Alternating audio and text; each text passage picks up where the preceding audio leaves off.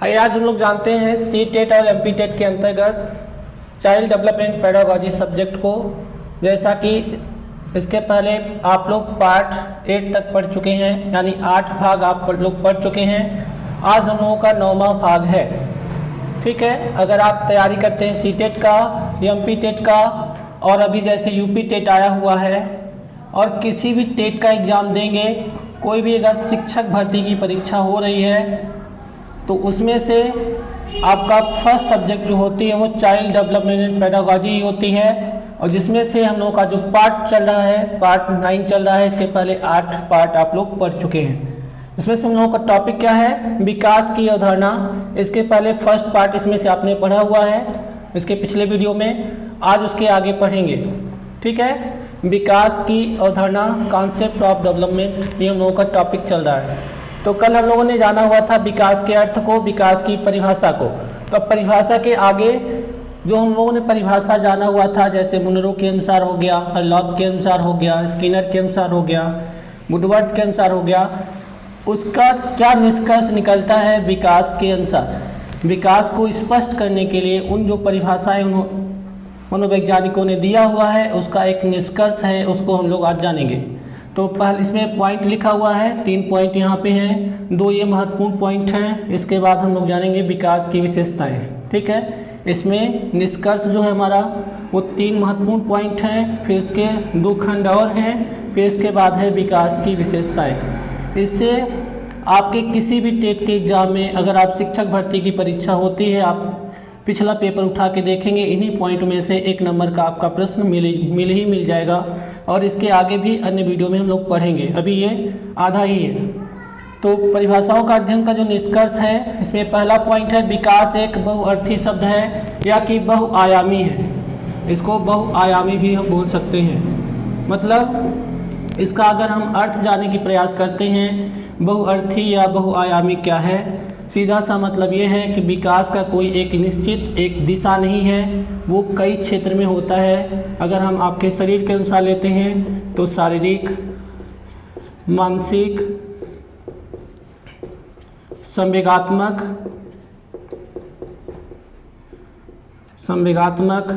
भाषाई विकास, लगभग मान के चलिए कई ऐसे पॉइंट यहाँ पे दे देंगे जो ये स्पष्ट कर देगा कि विकास क्या होता है, बहुआयामी होता है। केवल एक फील्ड नहीं होता विकास का, वो क्या होता है, बहुआयामी होता है। केवल हमने किसके आधार पर बताया, ये आपके शरीर के आधार पर, कि अगर आप शरीर में जो परिवर्तन होते हैं, शारीरिक होते हैं, मानसिक होते हैं, संवेगात्मक होते हैं, भाषाई होते हैं। फिर शरीर में भी कई प्रकार के परिवर्तन होंगे, मानसिक में कई प्रकार के, संवेगात्मक में कई प्रकार के, भाषाई में कई प्रकार के, जो अंत में हमें क्या स्पष्ट कर देगा कि विकास क्या होता है, बहुआयामी प्रक्रिया है, यानी कई क्षेत्रों में विकास होता है। सेकेंड पॉइंट हमारा, सबसे पहले माता के अंडाणु तथा पिता के शुक्राणु, जो कि 23 गुणसूत्र, 46 गुणसूत्र से मिलकर के एक जीव का विकास होता है। इसे ही हम क्या कहते हैं, गर्भावस्था, प्रीनेटल पीरियड या प्रीनेटल स्टेज, जो लगभग 280 दिनों का होता है। ठीक है, एक बच्चे के जो विकास की अवस्था है वो यहाँ से प्रारंभ होती है। जो ये सेकेंड पॉइंट है आपका महत्वपूर्ण है, यहाँ से कई बार प्रश्न बनते हैं।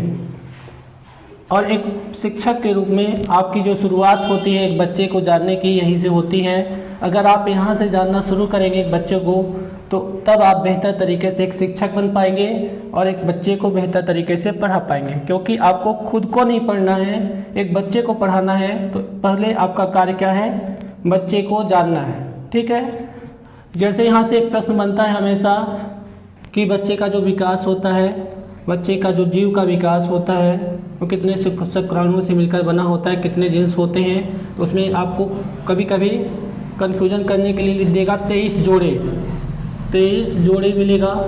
तो 23 जोड़े का मतलब ये हुआ 23 और 23। टोटल की बात करेगा तो आपको 46 बताना है, एक की बात करेगा 23, एक की बात करेगा तो फिर आपको 23 बताना है। लेकिन पेडागोजी बनाता है, आपको पता होगा, स्पष्ट होगा बेहतर तरीके से, तब आप इसको हल कर पाएंगे। ठीक है, तो हमने सेकेंड पॉइंट हमारा क्या स्पष्ट करता है कि जो एक बच्चे का जो विकास होता है वो यहाँ से स्टार्ट हो जाता है। 23 जो गुणसूत्र होते हैं उसमें एक बच्चे की क्या होती है, पूर्वजों की आदतें, ठीक है, जो इससे हम वंशानुक्रम कहेंगे, ठीक है, वो माता के अलग पिता के अलग होंगे, ठीक है। इसी से बच्चे का आने वाला जो विकास है यहीं से निर्धारित होना शुरू हो जाता है। ये केवल किसके अनुसार, वंशानुक्रम के अनुसार, वंशानुक्रम की केवल हम बात कर रहे हैं। वातावरण अलग चीज़ है, यहाँ आप केवल वंशानुक्रम को हम निर्धारित कर रहे हैं। जो आपके 23 गुणसूत्र होते हैं, एक बच्चे का यहाँ से जन्म होता है, इस जो 23 जो गुणसूत्र हैं वो क्या स्पष्ट कर रहे हैं, आपके पूर्वजों की जो आदतें हैं, ठीक है, पूर्वजों के जो लक्षण हैं, उनका जो शारीरिक ढांचा है, उनका जो जैसे चलने का ढंग है, उनकी आँखों का जो कलर है, आँखों देखने का जो तरीका है, उनके भाषा करने का तरीका है, वो सब यहीं से हो जाता है। जो 23 गुणसूत्र होते हैं, 23 माता के हैं और 23 पिता के हैं, और यहीं से एक बच्चा जन्म ले रहा है कि ये सब के साथ में जन्म ले रहा है, ठीक है। और जिसे हम गर्भावस्था भी कहते हैं, ये जो प्रक्रिया है बच्चे के जन्म लेने की प्रक्रिया, इसे हम क्या कहेंगे, गर्भावस्था कहेंगे, और ये लगभग 280 दिन की चलती है, ठीक है, गर्भ धारण करने के दिन से लेकर के, और एक बच्चे जब तक 280 दिन का नहीं होता था तब तक की प्रक्रिया को हम क्या कहेंगे, गर्भावस्था कहेंगे, या प्रीनेटल स्टेज, प्रीनेटल पीरियड के नाम से हम लोग जानते हैं। फिर अगला पॉइंट है, इस अवस्था में शरीर के अंगों का विकास होता है, ठीक है। किस अवस्था में, ये प्रीनेटल पीरियड में, जब उसका पूर्ण विकास हो जाता है, उसका जन्म होता है, उसका मतलब एक बच्चे का, ठीक है, और गर्भ से बाहर आ जाता है तथा उसमें शारीरिक, मानसिक, सामाजिक व संवेगात्मक परिवर्तन होने लगते हैं, ठीक है। जब तक एक बच्चा गर्भ में होता है तो हमें पता नहीं होता कि उसके अंदर क्या मानसिक परिवर्तन हो रहा है, क्या सामाजिक, क्या संवेगात्मक, क्या शारीरिक, कुछ भी स्पष्ट नहीं होता। लेकिन एक बच्चे के अंदर जब वो गर्भ में होता है तभी से उसके सभी शरीर के सभी अंग, पहले ढांचा निर्माण होगा, ढांचा निर्माण में सबसे पहले मस्तिष्क का निर्माण होगा, फिर धीरे धीरे उसके शरीर के सभी अंगों का बेहतर तरीके से निर्माण हो जाएगा। जब निर्माण की प्रक्रिया पूर्ण हो जाती है तब एक बच्चा जन्म लेता है। जो यहाँ की जो प्रक्रिया है केवल उसके माँ को ही महसूस होता है कि बच्चे में शारीरिक परिवर्तन हो रहा है, केवल और केवल शारीरिक की बात कर रहा हूँ यहाँ पे, जिसे केवल किसे पता होता है, उसके माँ को पता होता है। ये हमारा तीसरा पॉइंट। पहला पॉइंट था विकास बहुआयामी है, बहुअर्थी है। दूसरा ये है कि 23 गुणसूत्रों से मिलकर बच्चे का जन्म होता है, 280 दिन के बाद एक बच्चा जन्म लेता है, ठीक है, जिसे हम गर्भावस्था के नाम से जानते हैं। और जो 23 जो गुणसूत्र हैं वो क्या हैं, हमारे पूर्वजों के लक्षण हैं, उनकी आदतें हैं, उनकी आँखों का रंग, उनके चलने का ढंग, उनके बात करने का तरीका, ये सभी 23 गुणसूत्रों के अंदर ही समाहित होते हैं। 23 माता के, 23 पिता के, इसे हम क्या कहेंगे, हेरिडिटी कहेंगे, वंशानुक्रम कहेंगे। यही चीज़ है वंशानुक्रम में, कभी कभी एक नंबर का यहाँ से प्रश्न बनाता है, ठीक है। और तीसरा पॉइंट ये हमने जो अभी स्पष्ट किया। अगला पॉइंट है इसी के अंतर्गत हमारा, ये सभी प्रक्रियाएं जो हमने यहाँ पे बताई है, ये क्या कहता है, विकास क्रमिक परिवर्तनों की एक श्रृंखला है, ठीक है। सबसे पहले ये प्रक्रिया हुई 23 गुणसूत्र से एक बच्चे के अंदर बच्चे में क्या हुआ, गर्भ धारण हुआ, ठीक है, बच्चे की माँ के अंदर गर्भ का धारण हुआ, फिर इसके बाद धीरे धीरे परिवर्तन हुआ, और फिर 280 दिन के बाद एक बच्चा जन्म लेता है। ये क्या कहलाता है, क्रमिक परिवर्तनों की श्रृंखला, ठीक है। मतलब ये है विकास जो होता है क्रमिक होता है, ये पॉइंट स्पष्ट करता है इधर के 3 पॉइंटों के माध्यम से। फिर जो विकास में परिवर्तन होते हैं वो वंशानुक्रम से प्राप्त गुणों तथा वातावरण दोनों का परिणाम होता है, ठीक है। वंशानुक्रम को आप लोग अब बेहतर रूप से जान गए होंगे, जो हमने अभी बताया आपको। वातावरण क्या है, देखिए 2 प्रकार से हैं। बच्चे को जो प्रभावित करने वाले कारक होते हैं मुख्य रूप से विकास में, वो 2 प्रकार से, एक वंशानुक्रम है, एक वातावरण है।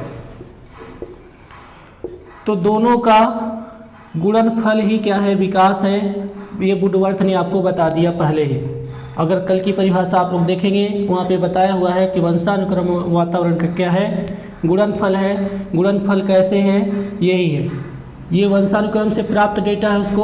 और वातावरण में वो जहाँ पे रहता है उसके आसपास का जो रहन सहन है कैसा है, उसके विद्यालय का वातावरण कैसा है, उसके शिक्षक कैसे हैं, उसके साथी कैसे हैं, ठीक है, ये सभी क्या करेगा, प्रभावित करेगा एक बच्चे के विकास के लिए, ठीक है।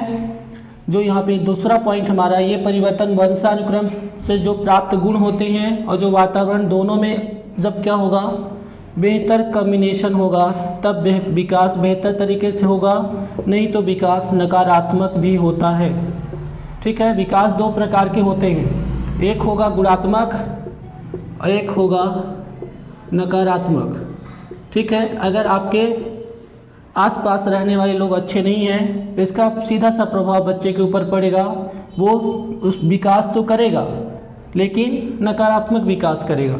अगर आपके आसपास रहने वाले लोग अच्छे हैं तो एक बच्चे का विकास होगा, कैसा होगा, गुणात्मक होगा। ये कौन स्पष्ट करता है, वातावरण, ठीक है। वंशानुक्रम से आपको क्या प्राप्त होता है ये आप देखेंगे।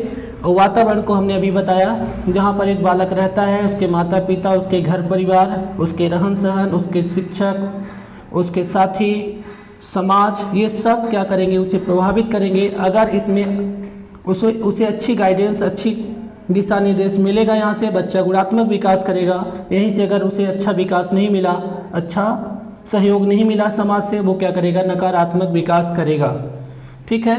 ये बहुत ही महत्वपूर्ण पॉइंट है, यहाँ से कई बार प्रश्न बनते हैं आपके विकास में, कई बार आ चुके हैं केवल इतने पॉइंट से। ये मान के चलिए आपका 100% ये आउट क्वेश्चन होता है, 100% पूछेगा विकास को प्रभावित करने वाले कारक कौन से हैं, आपको सीधे सीधे वंशानुक्रम तथा वातावरण दोनों।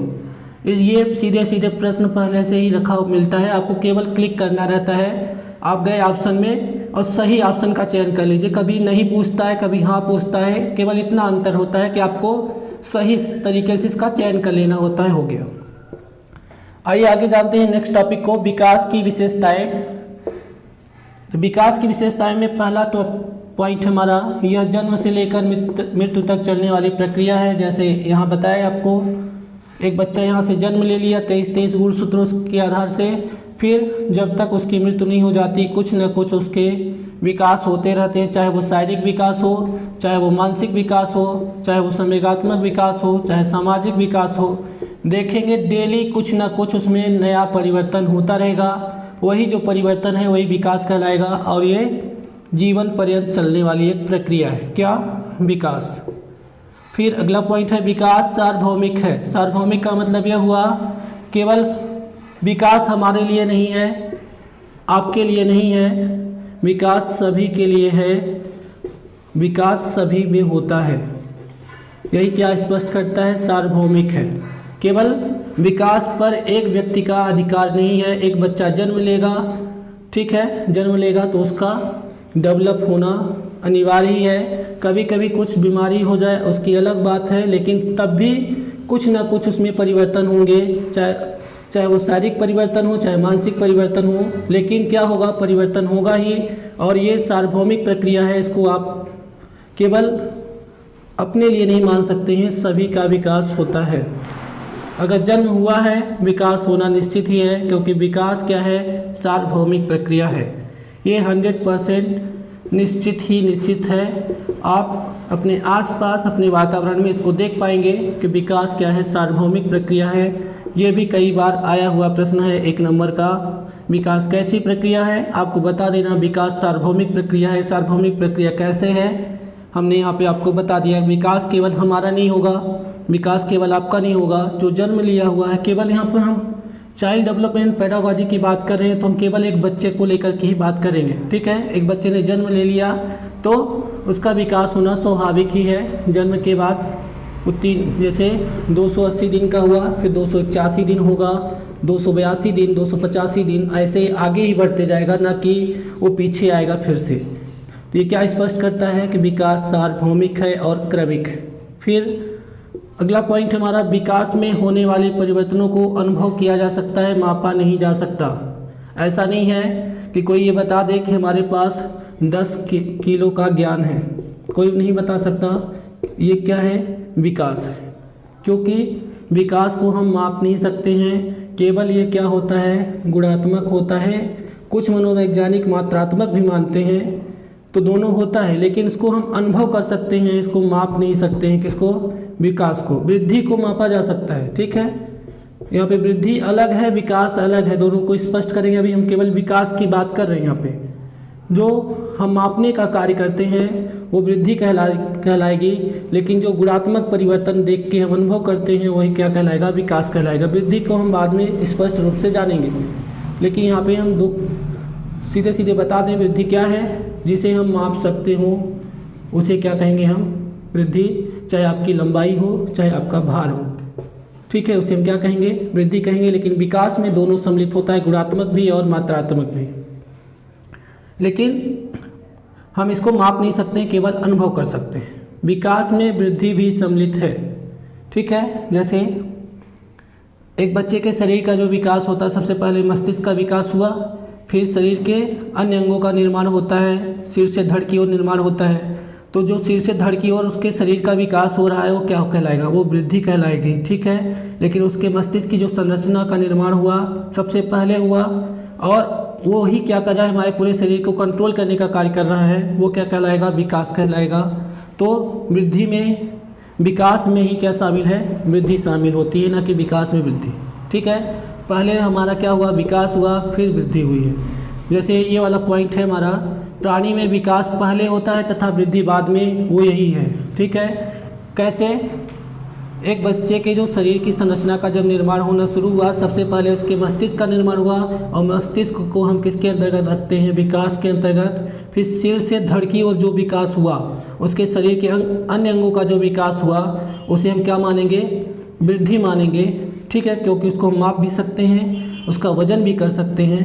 लेकिन आपके शरीर में जो मस्तिष्क का विकास हुआ, उसके अंदर की जो कंट्रोलिंग पावर है, जो आपकी बुद्धि लब्धि थी, वो माप तो सकते हैं, लेकिन सबसे पहले क्या हुआ, आपका कंट्रोलिंग पावर ही डेवलप हुआ आपके शरीर के अंदर को, शरीर के अंदर से। इसलिए क्या हुआ, विकास क्या है, पहले होता है और वृद्धि बाद में होता है। ये पॉइंट स्पष्ट हो जाता है यहाँ से, ये हमने स्पष्ट ही कर लिया है। विकास में वृद्धि भी सम्मिलित होती है। ऐसे एक मनोवैज्ञानिक हैं हर्लॉक, ये बताते हैं विकास में होने वाले परिवर्तन कैसे होते हैं, मात्रात्मक होते हैं। अगर आपके एग्जाम में कभी कभी इतना पैडागॉजी जितना आप सरल मानते हैं उतना ही कठिन होती है, उसका सीधा सा कारण ये है कि इतने मनोवैज्ञानिक हैं, अगर आप गिनने लगेंगे तो सुबह से शाम हो जाएगी, तब भी नहीं गिन पाएंगे, इतने सारे मनोवैज्ञानिक हैं। एक बोल रहा है क्या, विकास में होने वाले परिवर्तन कैसे होते हैं, मात्रात्मक होते हैं, तो 50 ठो आ जाएंगे, बोल देंगे कि मात्रात्मक नहीं गुणात्मक होते हैं। और एग्जाम में ऐसे ही पूछता है,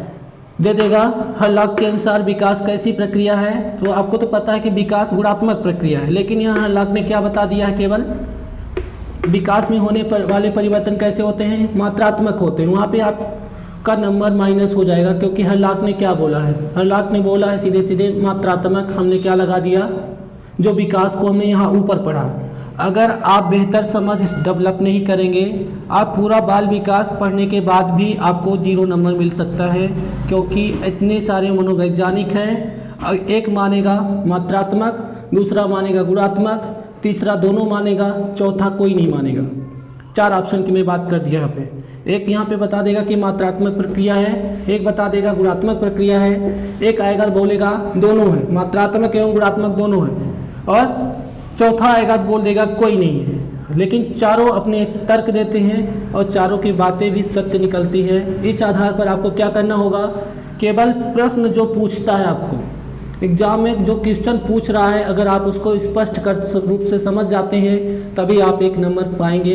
जैसे यहाँ पे हमने बता दिया, हर्लॉक के अनुसार अगर आएगा तो आपको क्या बताना है, हर्लॉक ये बताते हैं कि विकास कैसी प्रक्रिया है, मात्रात्मक प्रक्रिया है, जबकि मुख्य रूप से जो विकास है मात्रात्मक गुणात्मक दोनों है। लेकिन अगर हर्लॉक के अनुसार आता है तो आपको बताना क्या, कि केवल क्या है, मात्रात्मक है, और अन्य मनोवैज्ञानिक क्या मानते हैं, गुणात्मक है, ठीक है। क्वांटिटेटिव एंड क्वालिटेटिव, ये किसकी बात है, हर्लॉक की बात है। हर्लॉक के अनुसार आएगा तो आपको बताना है मात्रात्मक, अन्य मनोवैज्ञानिक जो हैं गुणात्मक मानते हैं कुछ, और स्पष्ट रूप से अगर देखा जाए तो विकास मात्रात्मक एवं गुणात्मक दोनों प्रक्रिया होती है। ठीक है, मात्रात्मक एवं गुणात्मक कैसे? जैसे मस्तिष्क को हम 2.5 kg या 3 kg का होता है, हम इसको माप सकते हैं। और मस्तिष्क क्या है हमारा? विकास है, न कि वृद्धि है। तो ये स्पष्ट करता है क्या है, विकास हमारा क्या है, मात्रात्मक भी होता है, गुणात्मक भी होता है। जैसे गुणात्मक के मैं कितना ज्ञानी हो, ये केवल आप कितने ज्ञानी हैं आप केवल अनुभव कर सकते हैं, और आप किलो में माप नहीं सकते हैं, केवल क्या कर सकते हैं, अनुभव कर सकते हैं। जबकि ज्ञानी कोई नहीं होता, केवल आप जानकारी को ग्रहण कर सकते हैं, आप ज्ञानी कभी नहीं हो सकते। ठीक है, इसको मैं बार बार बता रहा हूँ क्योंकि बार बार ये शब्द मुझे मिलता है और ये शब्द क्या होता है, गलत। ठीक है, मैं भी बार बार प्रयोग करता हूँ क्योंकि किताबों में ही लिखा होता है, आप लोगों को यही मिलेगा, इसलिए मैं बार बार इसको लिखता हूँ। लेकिन ये शब्द गलत होता है। ज्ञानी कोई नहीं होता, केवल आपके पास जानकारी प्राप्त होती है, क्योंकि ज्ञान कभी प्राप्त नहीं होता है। ज्ञान की क्या करनी पड़ती है, रचना करनी पड़ती है। आप रचना करके केवल जानकारी प्राप्त कर सकते हैं, न कि ज्ञानी हो सकते हैं। ठीक है, तो हमने क्या जाना, चाइल्ड डेवलपमेंट पेडागॉजी के अंतर्गत पार्ट 9 है, जो हम लोग का पिछला टॉपिक था विकास की अवधारणा के अंतर्गत विकास जो परिभाषा पढ़े थे उसके निष्कर्ष को, फिर विकास की विशेषताओं को।